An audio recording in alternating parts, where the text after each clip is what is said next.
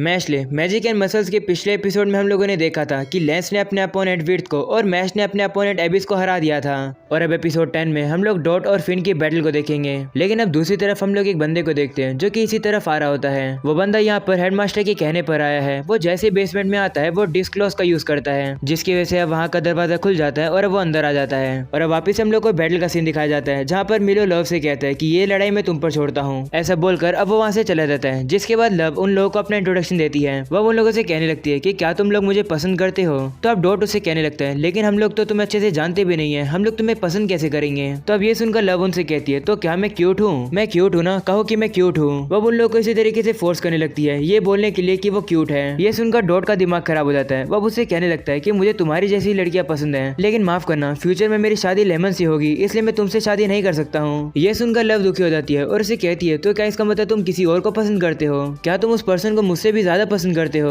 जिस पर डॉट उसे कहते हैं हाँ तुमसे भी ज्यादा मैं लेमन को पसंद करता हूँ। ये सुनकर लव गुस्से में आ जाती है और अब उसे कहती है अगर ऐसी बात है तो तुम मर जाओ। ऐसा बोलने के बाद वो उन लोगों के ऊपर हमला कर देती है। लेकिन अब डॉट भी अपने एक्सब्लॉम का यूज करके उसके अटैक को रोक देता है। उसे रोकने के बाद डॉट को रियलाइज हो जाता है कि लव सही में काफी ज्यादा पावरफुल है। वहीं पर अब लव गुस्से में होती है। वो कहने लगती है कि सारी लड़कियां प्रिंसेस होती है, तुम्हें हर लड़कियों से कहना चाहिए कि वो क्यूट है और उन्हें सर्व करना चाहिए, और जो लड़का ऐसा नहीं कर सकता है उसे मर जाना चाहिए। ये सब बातें सुनकर डॉट कहने लगता है ये क्या बकवास कर रही है। जिसके बाद लव उनसे कहती है कि मैं तुमसे आखिरी बार पूछ रही हूँ कि क्या तुम मुझे पसंद करते हो या फिर नहीं। वहीं पर अब डॉट का वापिस से वही रिप्लाई होता है। वो उससे कहते हैं माफ करना, मैं तो लेमन से शादी करूंगा, इसलिए मैं तुमसे प्यार नहीं करता हूँ। ये सुनकर लव गुस्सा हो जाती है और अब उसके ऊपर हमला करके उसे काफी दूर गिरा देती है। वहीं पर अब लव उनसे कहती है कि तुम्हारी तो यही हालत होनी थी, क्योंकि मेरे डैडी ने मुझे कहा था कि मैं किसी भी लड़के को मार सकती हूँ जो भी मुझे चेरिश नहीं करेगा। ये सुनकर डॉट खड़ा हो जाता है और उससे कहता है अगर ऐसी बात है तो अपने डैडी से जाकर कह दो कि जो वो सोचता है उससे मुझे कोई फर्क नहीं पड़ता। ऐसा बोलने के बाद डॉट अब वापिस से उसके ऊपर एक्सब्लॉम से हमला करता है। वहीं पर अब लव उसे कहने लगती है कि क्या तुम्हें अब भी समझ नहीं आया कि तुम मेरे सामने कुछ भी नहीं हो। ऐसा बोलने के बाद वो डॉट के अटैक को रोकने की कोशिश करती है, लेकिन अब डॉट के एक्सब्लॉम उसके सामने आकर फट जाते हैं, जिसकी वजह से वहाँ पर काफी ज्यादा धुआं हो जाता है और अब लव देख नहीं पाती है। इसी मौके का फायदा उठाकर डॉट अब उसके पीछे आकर उसकी छड़ी को छीनने की कोशिश करता है, लेकिन अब लव भी समझ जाती है कि डॉट क्या करने वाला है। वो काफी जल्द उसके ऊपर हमला कर देती है। इसकी वजह से डॉट काफी ज्यादा घायल हो जाता है और उसके ऊपर का हेडबैंड भी उतर जाता है। डॉट अब जमीन पर जाकर गिर जाता है। तो अब लव उसका मजाक उड़ाने लगती है और कहती है क्या हुआ, तुम्हारा प्लान काम नहीं किया,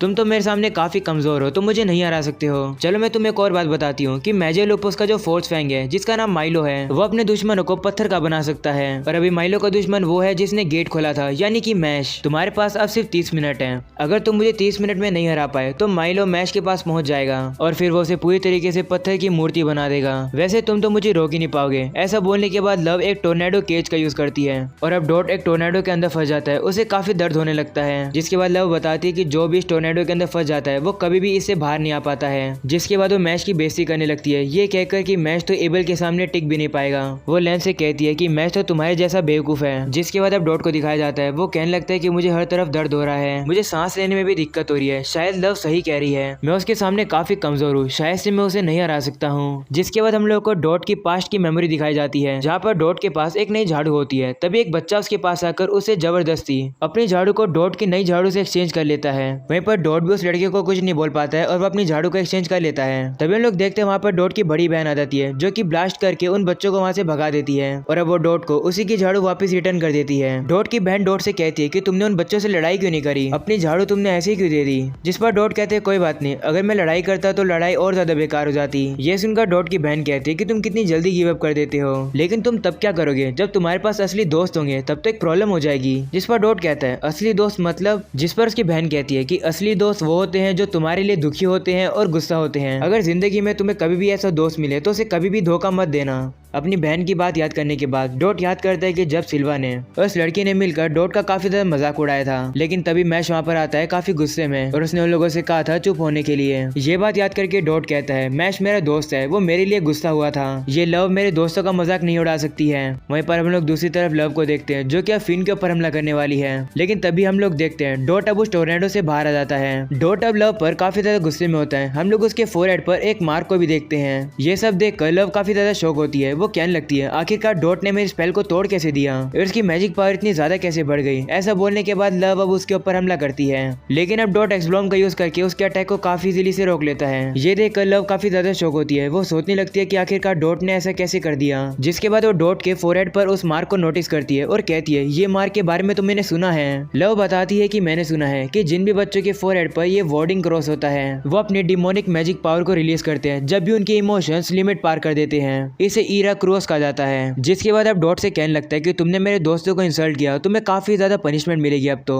वह उसे कहता है कि मैं मिलो को मैच तक पहुंचने ही नहीं दूंगा, उससे पहले ही मैं तुम लोग को सबक सिखा दूंगा। ऐसा बोलने के बाद डॉट लव के ऊपर एक्सब्लॉम की मशीन गन चला देता है, लेकिन अब जैसे ही धुआं हटता है हमें पता लगता है कि लव को तो बिल्कुल भी चोट नहीं आई है। तो हमें पता लगता है कि डॉट ने ही जानबूझकर लव के ऊपर हमला नहीं किया, क्योंकि उसका कहना है कि वो लड़कियों के ऊपर हमला नहीं करता है। और अब डॉट लव से कहता है चुपचाप से यहाँ से चली जाओ, इससे पहले कि मेरा माइंड चेंज हो जाए। ये सुनकर लव भी डर जाती है और अब वो डॉट से कहती है ठीक है मैं जा रही हूँ। वहीं पर फिन को दिखाया जाता है, वो काफी ज्यादा शौक होता है डॉट की इतनी खतरनाक पावर को देखकर। तभी अचानक से जमीन से एक पत्थर का क्रिएचर आ जाता है जो कि फिन के ऊपर हमला करने वाला है। ये चीज डॉट भी देख लेता है और अब वो जल्दी से जाकर फिन को हटाकर खुद सामने आ जाता है। इस केस से उसे भी काफी चोट लग जाती है और अब वो क्रिएचर वहां से गायब हो जाता है। वहीं पर अब डॉट की काफी बुरी हालत हो जाती है। ये देखकर अब फिन डॉट से माफी मांगने लगता है, जिसके बाद हमें पता लगता है कि वो क्रिएचर तो मिलो का था।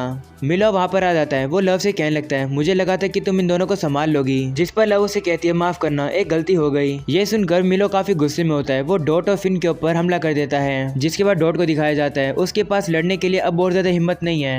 वहीं पर अब लव मिलो के बारे में बताने लगती है कि मिलो एक प्रोडोजी है, वो सिर्फ फर्स्ट ईयर स्टूडेंट है और फिर भी वो मेजर लुपस में है। मिलो के सामने तो ये दोनों बिल्कुल भी टिक नहीं पाएंगे। जिसके बाद हम लोग देखते हैं मिलो अब उनके ऊपर हमला करने वाला होता है, लेकिन तभी अचानक से एक काफी तेजी से तलवार वहां पर आती है जो कि मिलो के अटैक को तोड़ते हुए सीधा मिलो को जाकर लगती है। इस वजह से मिलो अब काफी दूर जाकर गिर जाता है। ये देखकर तो डॉट भी काफी ज्यादा शौक हो जाता है। वो सोचने लगता है कि आखिरकार ये क्या हुआ। वहीं पर मिलो को दिखाया जाता है जो कि काफी ज्यादा शौक होता है। वो सोचने लगता है कि आखिरकार मेरे अटैक को इतना आराम से किसने रोक दिया।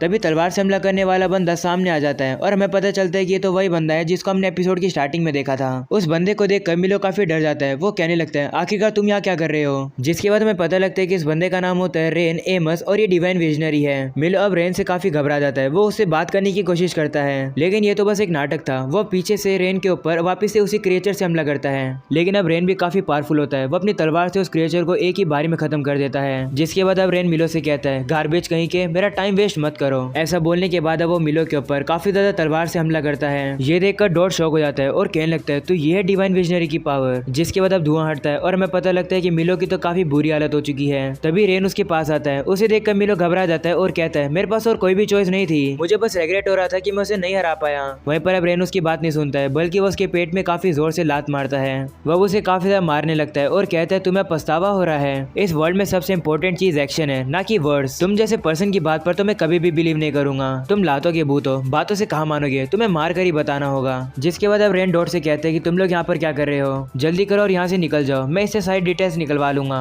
वहीं पर अब रेन से तो लव भी डर जाती है और अब वो वहाँ से भाग जाती है। डॉट भी काफी ज्यादा डरा हुआ होता है। वो सोचने लगता है कि आखिरकार डिवाइन विजनरी यहाँ क्या कर रहा है। तभी फिन को दिखाया जाता है जो कि रेन से कहते हैं बड़े भाई तुम यहाँ क्या कर रहे हो। ये सुनकर डॉट काफी ज्यादा शौक हो जाता है कि रेन फिन का भाई है। और अब अगले सीन में हम लोग को रेन को दिखाया जाता है जो कि अब आगे चल रहा होता है। वो मन में कहने लगता है कि हेडमास्टर ने मुझे कहा था कि इनोसेंट जीरो के मेंबर्स यहीं पर आए हैं, जरूर वो अपनी पावर को कंप्रेस कर रहे होंगे ताकि वो छुप सके, लेकिन आखिरकार वो है कहाँ। तभी अचानक से रेन को पीछे से एक प्रेशर आने लगता है। वो पीछे मुड़ता है तो उसे पता लगता है कि वो तो मैश होता है जो कि क्रीम पफ खाता आ रहा है। रेन अब मैश की तरफ देखकर कहने लगता है कि इसके अंदर से तो कोई भी मैजिक पावर नहीं आ रही है, बल्कि इसके अंदर से तो काफी स्ट्रॉन्ग प्रेशर आ रहा है, कहीं यही तो वो नहीं है जिन्हें मैं ढूंढ रहा हूँ। तभी रेन मैश को रोकता है और उसे कहता है मैं थोड़ा जल्दी में हूँ, लेकिन मैं तुम पर एक इन्वेस्टिगेशन करना चाहता हूँ। तभी रेन एक स्पाइडर को बाहर निकालता है और मैश को कहता है कि ये क्रिएचर तुम्हारी असली मैजिक पावर को मेजर करेगा, जिससे मुझे पता लग जाएगा कि तुम स्टूडेंट हो या फिर नहीं। जिसके बाद स्पाइडर भी मैश से कहती है कि मैंने काफी सारे मैजिक यूजर के मैजिक को मेजर किया है, अगर तुम एक रेगुलर मैजिक यूजर हो तो मास्टर रेन तुम्हें जाने देंगे।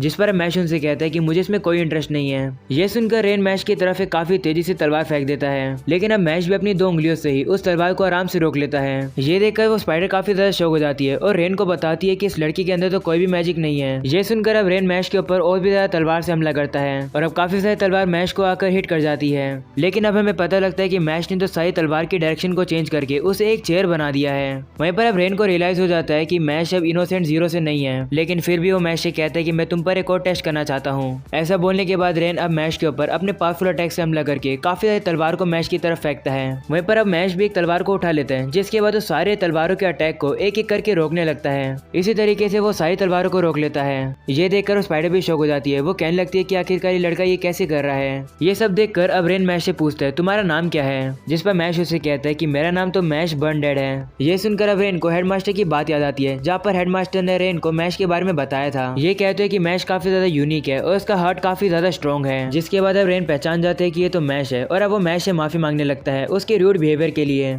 वह मैश को एक मैजिकल हैंकी देता है। ये कहते हैं कि इससे तुम्हारी जो चोट है वो हील हो जाएगी। तो मैश भी उस हैंकी को ले लेता है और देखता है कि इसके ऊपर तो बनीज बने हुए हैं। वह रेन से कहते हैं कि तुम्हें ये रैबिट पसंद है क्या, लेकिन अब रेन कोई भी जवाब नहीं देता है। वो मैश को गुस्से से देखता रहता है। तो मैश भी डर जाता है और अब वो हैंकी को एक्सेप्ट कर लेता है और रेन का शुक्रिया करता है। जिसके बाद अब रेन मैश को केयरफुल रहने के लिए कहता है और कहता है तुम एबल से लड़ने के लिए जा रहे हो ना। हेडमास्टर ने मुझे बताया कि तुम्हें डिवाइन विजनरी बनना है और डिवाइन विजनरी बनने के लिए तुम्हें एबल से तो लड़ना ही पड़ेगा। मैं डेफिनेटली कह सकता हूँ कि इस साल के डिवाइन विजनरी कैंडिडेट में एबल भी है। उसका डोल मैजिक सही में काफी पावरफुल है। जब तुमने मेरे एलिमेंट्री मैजिक को अपने हाथों से ही रोक लिया तो मैं काफी ज्यादा शॉक हो गया था। लेकिन बिना मैजिक के एबल से लड़ना तुम्हारे लिए थोड़ा मुश्किल है। इस स्कूल में सबसे ज्यादा कॉइन एबल के पास ही है। अगर तुम उसे हरा दोगे तो सारे कॉइन तुम्हारे हो जाएंगे और डिवाइन विजनरी बनने के लिए तुम एक और स्टेप क्लोज हो जाओगे। हमारी दुनिया के अंदर प्रॉब्लम्स की कमी नहीं है। मुझे साथियों की जरूरत है, ऐसे लोगों की जरूरत है जो कि अपने आप में ही स्ट्रांग हो। तुमने कहा था कि तुम डिवाइन विजनरी बनना चाहते हो ना, तो फिर तुम्हें बनना ही होगा, चाहे उसके लिए तुम्हें मरना भी पड़े। यह सुनकर मैश कहते हैं ठीक है मैं बनकर रहूंगा। जिसके बाद अब रेन वहां से जाने लगता है। मैश ये कहकर कि मुझे और कोई काम करने हैं, तो एबल से तुम्हें अपने आप ही लड़ना होगा। जिस पर मैश उसे कहता है शुक्रिया हर चीज के लिए।